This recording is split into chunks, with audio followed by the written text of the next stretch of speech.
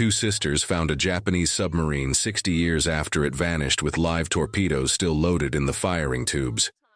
But according to every military map from World War II, no Japanese submarine ever operated in these waters. Not one mission, not one battle, not one recorded route. So what was it doing there at 40 meters deep near the Solomon Islands? And why were those weapons never fired?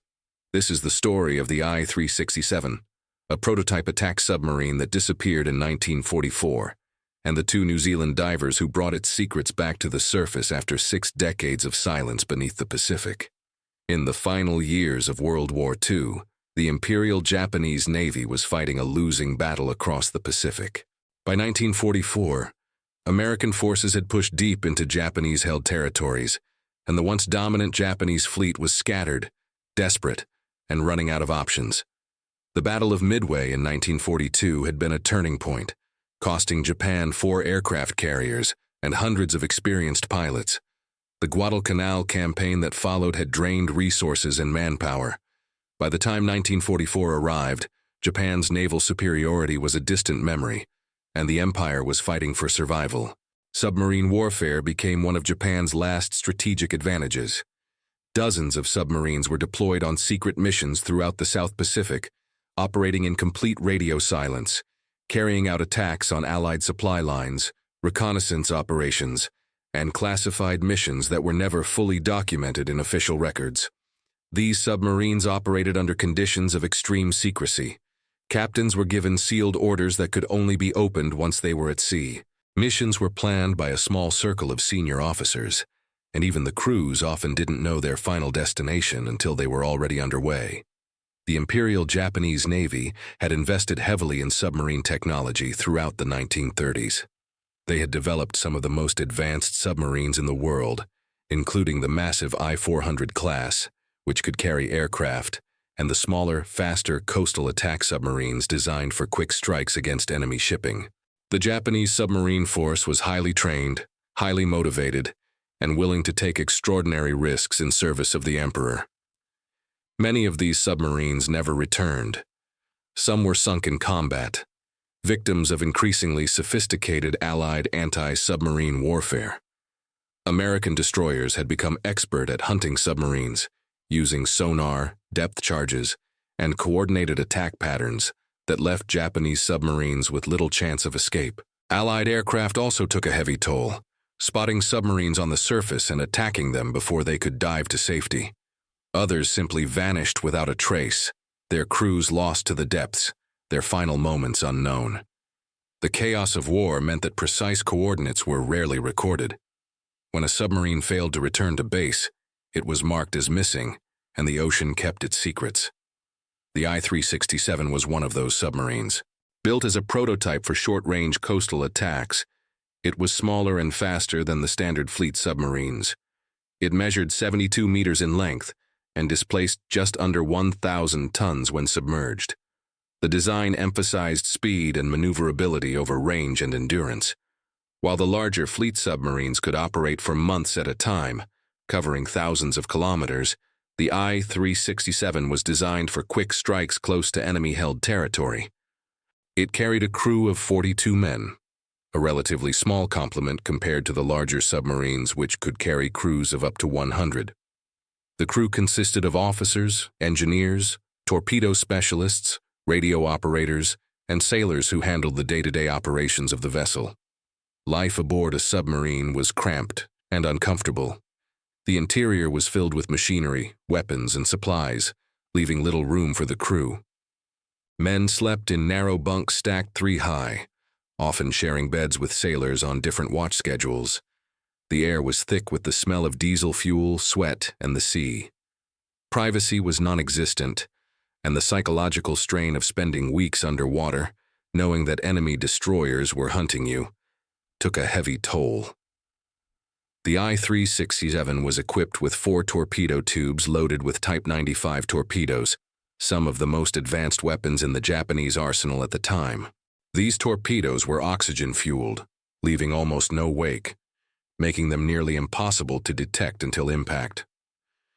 The Type 95 was a remarkable piece of engineering, Unlike conventional torpedoes which used compressed air, the Type 95 used pure oxygen as its oxidizer. This meant it produced no telltale bubble trail that could alert an enemy ship to an incoming attack. The torpedoes were fast, accurate, and deadly, capable of sinking even the largest warships with a single hit. Each torpedo carried a warhead containing 300 kilograms of high explosives. The warheads were designed to detonate on contact, punching through a ship's hull and exploding inside, causing catastrophic damage. The torpedoes had a range of 9 kilometers at maximum speed, or up to 12 kilometers at reduced speed. They were guided by a sophisticated gyroscope system that kept them on course even in rough seas. In late 1944, the I-367 was assigned to operations near the Solomon Islands, a region that had seen some of the most brutal naval battles of the Pacific War. The Solomon Islands campaign had begun in 1942 with the American invasion of Guadalcanal. For months, American and Japanese forces had fought a savage battle for control of the islands, with both sides suffering heavy casualties. The naval battles around Guadalcanal had been particularly fierce, with multiple engagements that saw dozens of ships sunk on both sides. The waters around the Solomon Islands were littered with wrecks, earning the area the nickname Iron Bottom Sound. By 1944, the Americans had secured control of most of the Solomon Islands, but there were still isolated pockets of Japanese resistance. Small garrisons of Japanese soldiers held out on remote islands, cut off from supply and reinforcement, surviving on whatever they could scavenge or grow. The Japanese High Command was reluctant to abandon these men, and submarines were occasionally sent on dangerous missions to deliver supplies or evacuate personnel. The official records show that the I-367 departed from Rabaul, a major Japanese naval base on the island of New Britain, on a classified mission. Rabaul had been one of Japan's most important bases in the South Pacific. The natural harbor was deep and well protected, and the Japanese had built extensive fortifications, airfields, and supply depots. At its peak, Rabaul had housed tens of thousands of Japanese troops and had been a major staging point for operations throughout the region. But by late 1944, Rabaul was under siege. American forces had bypassed the base, cutting it off from supply and reinforcement. Allied aircraft bombed the base regularly, and the harbor was filled with sunken ships. The Japanese garrison at Rabaul was slowly starving, and submarines were one of the few ways to get supplies in or personnel out. The destination of the I-367 was never recorded. The objective was never documented, and the submarine never returned. For decades, the I-367 was just another name on the long list of Japanese submarines lost during the war. Historians assumed it had been sunk by Allied destroyers or aircraft, like so many others. There were no survivors to tell the story. No wreckage was ever found. The submarine, its crew, and its mission faded into history, becoming just another footnote in the vast chronicle of World War II. 60 years later, two sisters from New Zealand were exploring the waters near Rabaul. Kate and Emma Sorensen were professional divers, descendants of a long line of fishermen who had worked the Pacific for generations. Their great-grandfather had been a whaler in the early 20th century, working the waters around New Zealand and the Pacific Islands. Their grandfather had been a commercial fisherman, and their father had continued the tradition. The Sorensen family had always had a deep connection to the ocean, and Kate and Emma had grown up on the water, learning to dive before they could drive, and they had spent years documenting shipwrecks and underwater history for independent documentary projects. Both sisters had pursued careers that kept them connected to the sea. Kate had studied marine biology and worked as a dive instructor, while Emma had trained as an underwater photographer and videographer. Together, they had combined their skills to create documentaries about maritime history, focusing on the lesser-known stories of the Pacific. Their latest project was focused on what they called the silent graves of war, the countless wrecks scattered across the Pacific floor, remnants of a conflict that had reshaped the world. They were particularly interested in the lesser-known sites, the places that hadn't been explored by major expeditions, the stories that hadn't been told. While famous wrecks like the USS Arizona at Pearl Harbor or the Japanese battleship Yamato attracted significant attention and resources, there were thousands of other wrecks that remained largely forgotten. Small cargo ships, patrol boats, aircraft, and submarines that had been lost during the war and had never been found or documented. The region around Rabaul was a graveyard. During the war, it had been one of the most heavily bombed locations in the Pacific. The harbor was filled with sunken ships, downed aircraft, and the twisted remains of military equipment. Allied bombing raids had been relentless, and the Japanese had lost dozens of vessels trying to supply the base. The harbor floor was a tangle of wreckage, with ships lying on top of other ships, aircraft scattered among the debris, and unexploded ordnance everywhere. But Kate and Emma weren't interested in the well-documented sites. They wanted to explore the outer edges, the deeper waters where few divers ventured. The harbor itself had been extensively explored and documented by other dive teams and historians. But the waters beyond the harbor, the deeper areas where submarines might have operated, were largely unexplored. They had been studying old naval charts, cross-referencing them with sonar data, looking for anomalies. They spent weeks poring over historical records, trying to identify areas where submarines might have operated. They studied Japanese naval records that had been translated and made available to researchers, looking for clues about submarine routes and operational areas. They examined American naval records, looking for reports of submarine sightings or attacks. And they used modern sonar equipment to scan the ocean floor, looking for anything that didn't fit the natural topography. One area kept showing up on their scans, a section of ocean floor about 15 kilometers from the main harbor, in a region that wasn't marked on any of the wartime maps. The depth was 40 meters, right at the edge of recreational diving limits, and the sonar showed a large cylindrical object partially buried in sediment. The object was approximately 70 meters long and appeared to be made of metal based on the sonar return. It was oriented roughly north-south, lying on a relatively flat section of ocean floor. It could have been anything: a rock formation, a sunken cargo container, maybe another downed aircraft. The Pacific floor was littered with debris from the war, and not all of it was historically significant. But something about the shape intrigued them. It was too symmetrical, too deliberate. Natural rock formations didn't create perfectly cylindrical shapes, and cargo containers were usually much smaller. So they decided to investigate. The dive began just after dawn. The water was calm, the visibility good. They had chosen the time carefully, waiting for a period of settled weather and minimal current. At 40 meters, even small currents could make diving dangerous, and they wanted to minimize the risks. They descended slowly, equalizing pressure as they went, watching the light fade from bright turquoise to deep blue to near darkness. At 40 meters, the ocean is a different world. The pressure is intense, equivalent to 4 atmospheres, and the cold seeps through even the thickest wetsuit. Every movement requires careful control, and divers have to be constantly aware of their air supply and decompression obligations. Their dive lights cut through the gloom, illuminating clouds of sediment and schools of small fish. The ocean floor here was mostly sand and coral, with occasional outcroppings of volcanic rock. The region was volcanically active, and the underwater landscape reflected that with dramatic rock formations and deep crevasses. And then, emerging from the darkness, they saw it. At first, it looked like a ridge of coral-covered rock, but as they moved closer, the shape became clear. It was too straight, too uniform. The object rose about 5 meters off the ocean floor, and it extended into the darkness in both directions. And then Kate saw the markings.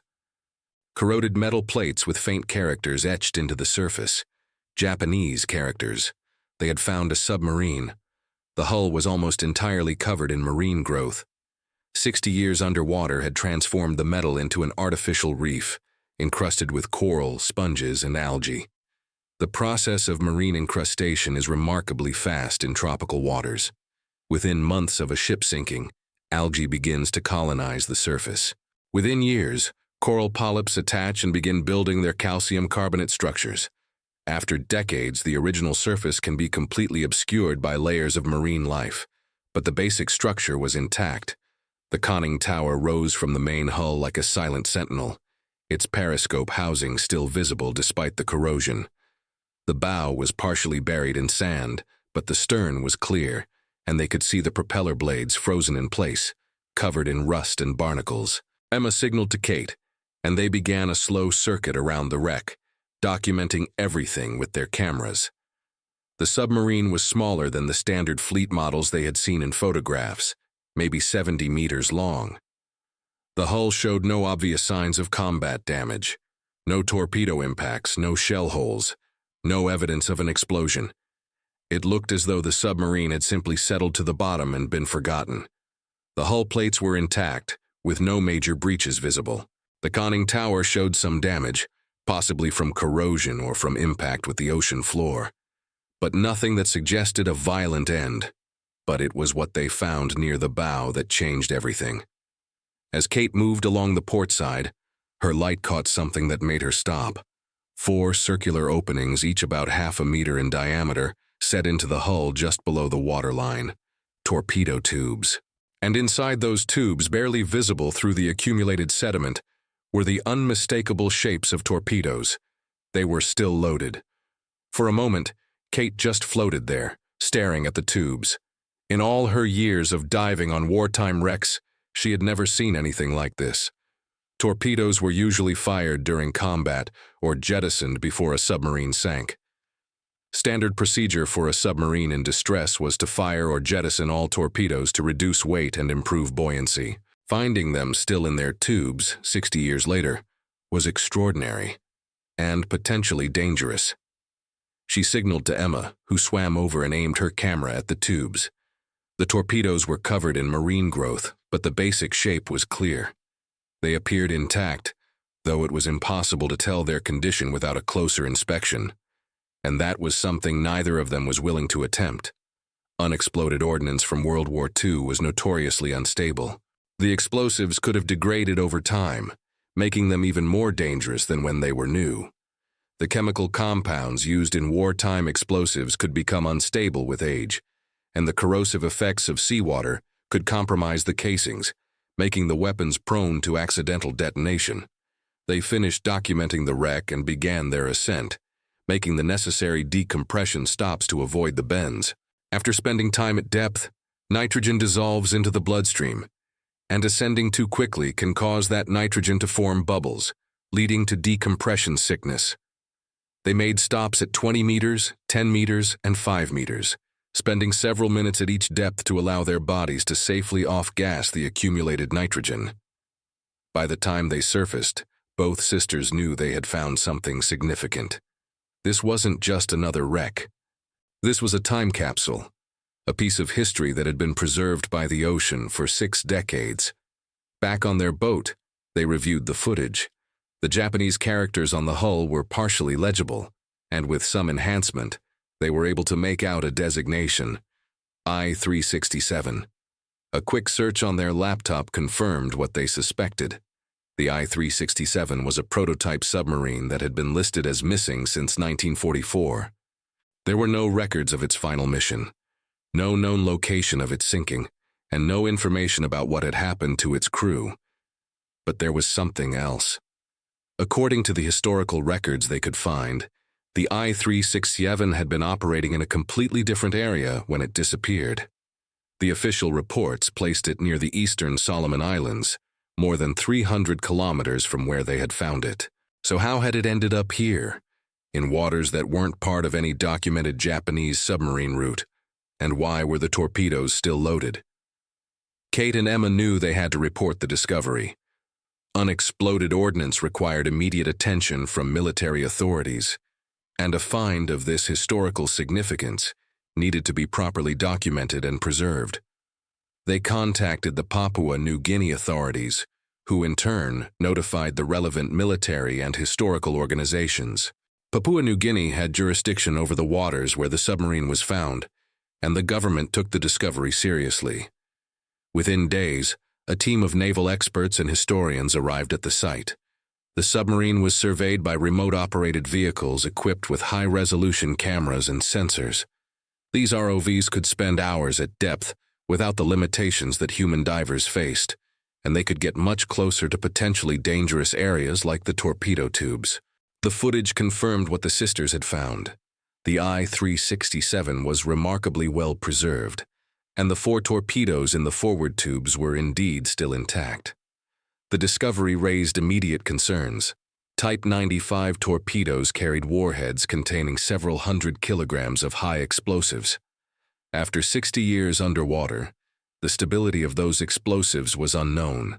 Explosive compounds degrade over time, and the corrosive effects of seawater could have compromised the torpedo casings. There was a real risk that the torpedoes could detonate if disturbed. The decision was made to leave the torpedoes in place rather than risk moving them. The site was marked as a hazard to navigation, and access was restricted pending further assessment. But for historians, the discovery was a treasure trove of information. The I-367 represented a rare example of a prototype submarine that had seen limited service. Very few photographs or technical documents about this class of submarine had survived the war, and here was an almost complete specimen, preserved by the ocean. The submarine could provide valuable insights into Japanese submarine design and construction techniques, and it could help historians understand the capabilities and limitations of Japanese submarines during the final year of the war. More importantly, the submarine's location raised fascinating questions about Japanese naval operations in the final year of the war. Why was the I-367 so far from its reported operational area? What was its mission? And what had caused it to sink without firing its torpedoes or sending any distress signals? Naval historians began piecing together the puzzle. They examined weather records from 1944 and found that a severe tropical storm had passed through the region around the time the I-367 disappeared. Tropical storms in the Pacific can be incredibly violent, with waves reaching heights of 15 meters or more and winds exceeding 150 kilometers per hour. It was possible that the submarine had been caught on the surface during the storm and had been overwhelmed by the waves. Submarines of that era were not designed to withstand the kind of punishment a Pacific typhoon could deliver. While they were designed to operate underwater where they were protected from surface conditions, they had to surface regularly to recharge their batteries and refresh their air supply. If the I-367 had been caught on the surface during the storm, it could have been swamped by waves and forced under before the crew could seal all the hatches. But that didn't explain why the submarine was so far off course. Even accounting for storm drift, the I-367 was hundreds of kilometers from where it should have been. Some historians speculated that the submarine had been on a secret mission, perhaps attempting to infiltrate Allied-controlled waters or deliver supplies to isolated Japanese garrisons. Others suggested that the crew might have been attempting to escape to a neutral port as the war turned against Japan. There were rumors, never confirmed, that some Japanese submarines had been ordered to evacuate high-ranking officers or valuable cargo as Japan's defeat became inevitable. The truth was that no one knew for certain. The I-367 had taken its secrets to the bottom, and after 60 years, those secrets were still locked inside the corroded hull. Without access to the submarine's interior, without the captain's log or the sealed orders that would have detailed the mission, historians could only speculate about what had happened. The condition of the torpedoes added another layer to the mystery. The fact that they were still in the tubes suggested that the submarine had not been engaged in combat when it sank.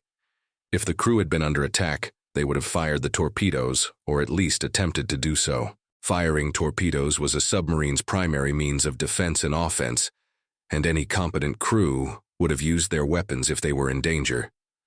The presence of fully loaded tubes indicated that whatever had happened to the I-367, it had happened suddenly, without warning and without time for the crew to react. Forensic analysis of the wreck provided some additional clues. The hull showed no signs of depth charge damage, which ruled out an attack by Allied destroyers. Depth charges left distinctive patterns of damage, with hull plates buckled inward from the pressure waves. There were no bullet holes or shrapnel marks, which ruled out an air attack. Aircraft attacking submarines typically used machine guns and bombs, and both would have left clear evidence on the hull. The most likely scenario was that the submarine had suffered a catastrophic mechanical failure or had been overwhelmed by the storm while on the surface. But even that explanation had problems. Japanese submarines were built to strict standards, and mechanical failures severe enough to sink a submarine were rare. The I-367 was a relatively new vessel, and it would have been thoroughly inspected before being sent on a mission. And while the storm had been severe, it seemed unlikely that an experienced crew would have been caught completely off guard. Submarine crews were trained to monitor weather conditions constantly, and they would have known that a storm was approaching. One theory that gained traction among researchers was that the I-367 had been attempting a covert mission into waters that were nominally under Allied control. The Solomon Islands region had been the site of intense fighting earlier in the war, and by 1944, most of the area was under Allied control. But there were still isolated pockets of Japanese resistance, and it was possible that the I-367 had been tasked with delivering supplies or evacuating personnel from one of these outposts. If that was the case, the submarine would have been operating under strict radio silence, which would explain why there were no distress signals. Radio silence was standard procedure for submarines on covert missions. Any radio transmission could be detected by Allied listening posts, and the Allies had become very good at triangulating the position of submarines based on their radio signals. A submarine on a secret mission would maintain complete radio silence, communicating with base only in emergencies or after the mission was complete. And if the mission was classified, it would explain why there were no official records of the submarine's route or objective.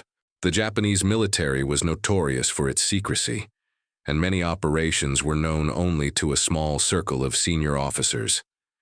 When Japan surrendered in 1945, many classified documents were destroyed to prevent them from falling into Allied hands. As a result, historians have incomplete records of Japanese military operations, particularly in the final year of the war. The discovery of the I-367 also shed light on the broader context of Japanese submarine operations in the final year of the war. By 1944, Japan's submarine fleet had been decimated. Dozens of submarines had been lost to Allied anti-submarine warfare, and the remaining boats were struggling to maintain operations in the face of overwhelming enemy superiority. The Allies had developed sophisticated anti-submarine tactics, using coordinated groups of destroyers, aircraft, and submarines to hunt down Japanese boats. Sonar technology had improved dramatically, making it much easier to detect submerged submarines. And the Allies had broken Japanese naval codes, which meant they often knew where Japanese submarines were operating before the submarines even arrived. Many submarines were assigned to desperate missions with little chance of success, and crews knew that their odds of survival were slim. The Japanese military culture emphasized duty and sacrifice, and submarine crews were expected to complete their missions regardless of the personal cost.